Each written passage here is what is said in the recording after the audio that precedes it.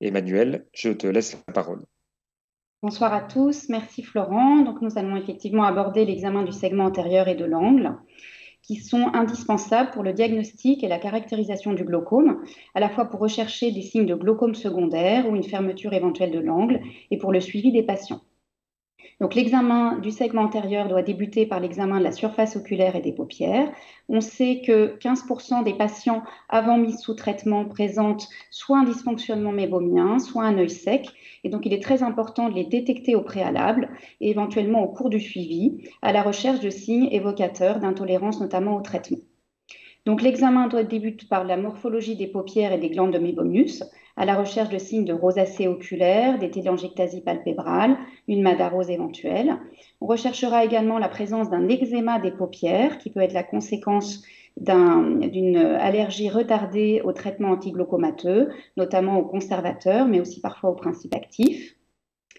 Ensuite, il convient d'examiner la surface oculaire et sa coloration à l'aide de colorants, donc le verre de lissamine plutôt utilisé pour la recherche clinique, mais surtout l'examen après instillation de fluorescéine, qui permet d'analyser à la fois la coloration cornéenne, mais également la coloration conjonctivale, qui pourra éventuellement être quantifiée par le score d'Oxford. La goutte de fluorescéine permet également d'analyser la stabilité du film lacrymal à l'aide du temps de rupture du film lacrymal. Et lorsqu'on recherche une sécheresse oculaire plutôt quantitative, on peut avoir recours dans certains cas à un test de Schirmer.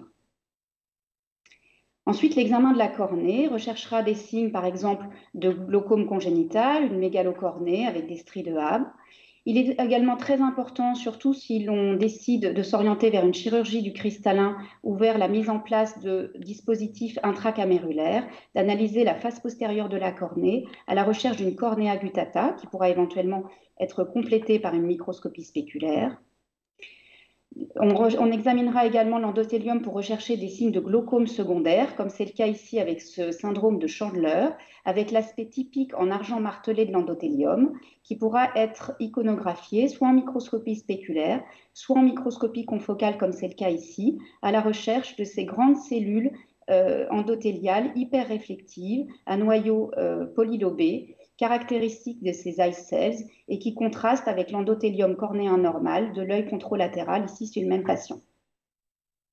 Il faudra également rechercher des signes d'uvéite avec les précipités rétrodécémétiques, des éventuels dépôts de matériel exfoliatif ou le classique fuseau ou faisceau de Krukenberg, caractéristique du syndrome de dispersion pigmentaire. L'examen d'iris est également capital, notamment l'examen de la forme et de la taille de la pupille, à la recherche d'une correctopie qui peut soit être secondaire à des glaucomes type syndrome iridocornéen endothéliaux, des glaucomes secondaires, soit parfois lors d'une incarcération irienne suite à une chirurgie non perforante, soit qui peut survenir spontanément, soit après gonioponcture ou microperforation. L'examen du plan aérien pourra nous permettre de rechercher l'existence de nodules iriens. Ici, il s'agit des classiques nodules de Lisch ou d'un ectropion uvéal, parfois associé également à des nodules dans le cadre de syndrome iridocornéen endothéliaux, par exemple, ou des zones d'atrophie en rétroillumination typiques du syndrome de dispersion pigmentaire. L'examen permettra également de rechercher des antécédents de laser, iridotomie ou iridoplastie, ou l'existence de synéchie iridocrystallinienne ou de néovaisseaux. L'examen du cristallin est également capital car il permet de déceler l'éventuelle cataracte, souvent associée chez nos patients glaucomateux, avec la présence de dépôts pseudo-exfoliatifs dans le cadre de pseudo-exfoliation capsulaire, parfois associés à un phacodonésis, qui peut survenir soit dans le cadre de cette pathologie, soit spontanément, soit après un traumatisme, ou l'existence de glaucome flecken, typique de la crise aiguë de fermeture de l'angle. L'examen de la chambre antérieure nécessitera de rechercher l'existence d'un phénomène de Tyndall, qui peut être soit pigmenté, hématique ou inflammatoire, l'existence d'un drain ou d'un implant en chambre antérieure, avec sa distance par rapport à l'endothélium et à l'iris, ou la profondeur de la chambre antérieure en périphérie avec le signe de Van Eyck. Donc, le signe de Van Eyck correspond à la mesure de la distance irido-endothéliale en périphérie et permet d'évaluer le risque de fermeture de l'angle. En effet, lorsque cette distance est inférieure à l'épaisseur, à la moitié de l'épaisseur cornéenne en périphérie, le risque de fermeture est réel et impose de réaliser chez tout patient une gonioscopie.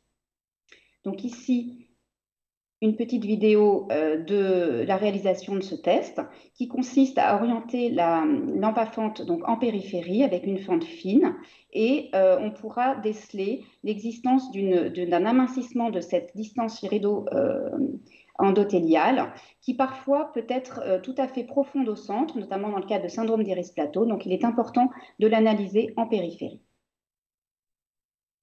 Nous allons passer maintenant à l'examen gonioscopique qui, comme vous le savez, est basé sur la reconnaissance des structures de l'angle irido-cornéen.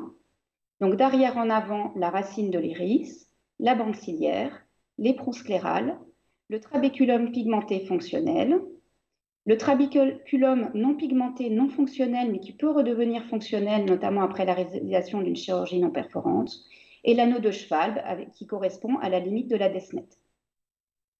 La gonioscopie convient d'analyser non seulement l'ouverture de l'angle, mais aussi la pigmentation angulaire, l'encombrement trabéculaire, le niveau d'insertion de l'iris et la forme de la périphérie irienne.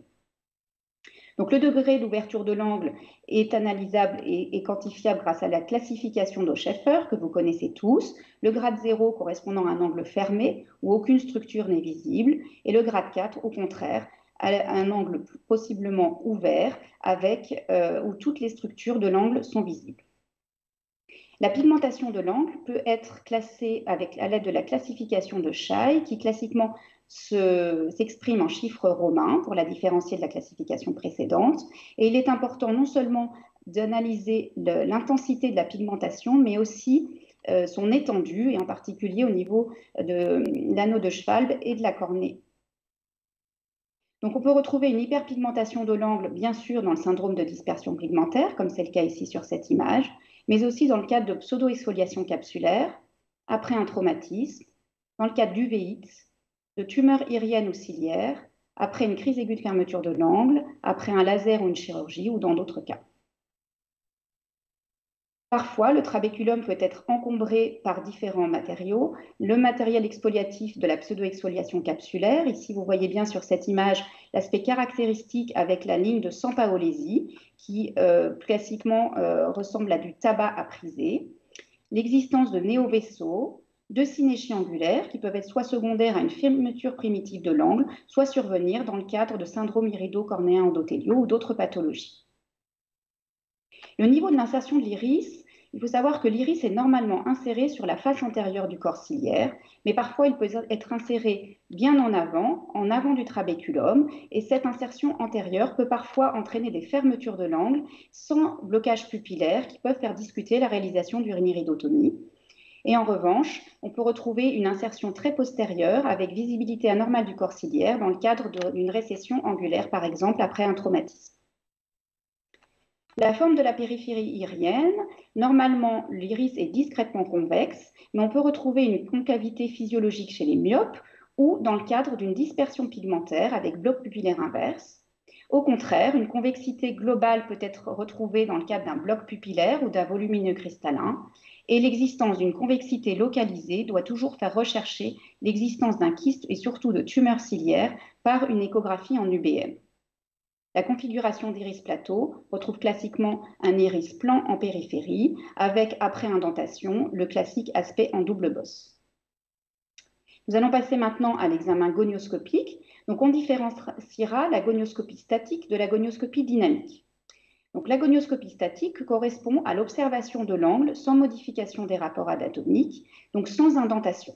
Elle peut être soit directe, c'est ce qu'on utilise en chirurgie lorsque l'on veut par exemple mettre en place des stents trabéculaires ou réaliser un geste trabéculaire, ou au contraire indirect, c'est ce qu'on utilise en clinique à l'aide du verre de Goldman par exemple, ou lorsque l'on veut réaliser un laser comme une trabéculoplastie. La gonioscopie dynamique, au contraire, nécessite d'examiner l'angle en deux étapes.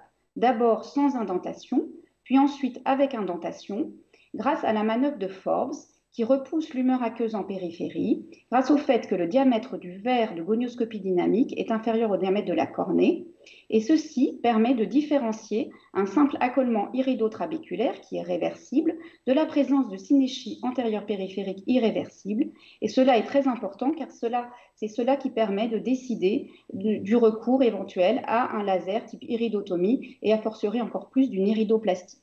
Donc, il existe différents verres de gonioscopie dynamique, avec ou sans manche, certains verres pouvant exister également sous forme jetable. Récemment, Nidec a développé une technique de gonioscopie automatisée qui, en 15 secondes environ, permet de réaliser une imagerie de l'angle sur 360 degrés et est une aide utile au suivi des patients, mais il ne permet pas pour l'instant de réaliser d'examen avec indentation. Donc, les indications de la gonioscopie dans le cadre du glaucome sont nombreuses. Elle permet tout d'abord de caractériser et de diagnostiquer le glaucome, notamment à la recherche de signes de glaucome secondaire ou d'une fermeture de l'angle. La fermeture de l'angle étant très fréquente, il faut savoir que les glaucomes par fermeture primitive de l'angle correspondent à 1/3 de tous les glaucomes et qu'ils sont non seulement graves, mais surtout sévères, puisqu'ils sont responsables de 50% des cas de cécité d'origine glaucomateuse. La gonioscopie est également indispensable pour le suivi des patients. Avec l'augmentation de la flèche cristallinienne avec l'âge, il est nécessaire de répéter les gonioscopies à la recherche d'une fermeture secondaire de l'angle et également pour le suivi des chirurgies, notamment à la recherche d'une incarcération irienne qui doit être systématiquement recherchée lorsque l'on a une remontée pressionnelle après une chirurgie filtrante. La gonioscopie est indispensable également pour poser une indication thérapeutique de laser, d'iridotomie, d'iridoplastie, notamment à la recherche de synéchie antérieure périphérique étendue ou d'une trabéculoplastie. Pour également poser l'indication d'une chirurgie mini-invasive et en particulier trabéculaire, ou pour poser l'indication d'une chirurgie filtrante conventionnelle et notamment décider si on aura recours à une sclérectomie profonde non perforante, plutôt réservée aux angles ouverts, contrairement à la trabéculectomie qui est la technique de référence dans le glaucome par fermeture de l'angle. Il existe également aujourd'hui 2 techniques d'imagerie du segment antérieur qui permettent de compléter notre examen, l'UBM et l'OCT. L'UBM présentant l'avantage de pouvoir visualiser précisément le corps ciliaire et les structures rétro-iriennes, mais nécessitant d'être réalisé par un opérateur expérimenté, contrairement à l'OCT de segment antérieur, qui est facile et rapide, délégable, mais qui en revanche présente une faible pénétration tissulaire, ne permettant pas de visualiser de façon précise les structures rétro-iriennes. Donc, ces techniques d'imagerie du segment antérieur sont une aide précieuse au diagnostic de la fermeture de l'angle. Elles permettent parfois d'établir des paramètres quantitatifs et de documenter les dossiers avec un intérêt pédagogique pour les patients. Mais le gros intérêt de ces techniques, c'est surtout d'analyser les mécanismes de fermeture de l'angle, un syndrome d'iris plateau, la présence de kystes du corps ciliaire, la présence d'une augmentation de la flèche cristallinienne, donc d'un volumineux cristallin. Elle permet également d'être une aide au diagnostic de certains glaucomes secondaires, le glaucome malin, des glaucomes pigmentaires, ici avec le classique bloc pupillaire inverse, et également pour la surveillance du laser et de la chirurgie. Est-ce qu'une iridotomie périphérique est transfixiante ou non? Pour le suivi des bulles de filtration ou éventuellement des drains pour pouvoir analyser leur positionnement précis par rapport à l'iris ou à l'endothélium. Ici, il s'agit d'un microchamp type Préserflow. Donc, l'examen du segment antérieur et surtout la gonioscopie sont absolument indispensables pour le diagnostic et le suivi des glaucomes et nécessitent d'être effectués par un examen rigoureux et systématique. Il faut rappeler que l'imagerie de l'angle et du segment antérieur ne remplace en aucun cas la gonioscopie. Seule la gonioscopie permet de visualiser, par exemple, la présence d'une pseudoexfoliation capsulaire, la présence de néovaisseaux angulaires et d'analyser précisément la localisation de synéchie antérieure périphérique, mais elle reste une aide précieuse à la compréhension des mécanismes de fermeture de l'angle. Il est aussi essentiel de répéter les gonioscopies au cours du suivi du patient, car un angle peut être ouvert au début et se fermer au cours du temps. Je vous remercie. Merci beaucoup Emmanuel, très belle présentation, très richement illustrée. Et donc après le segment antérieur,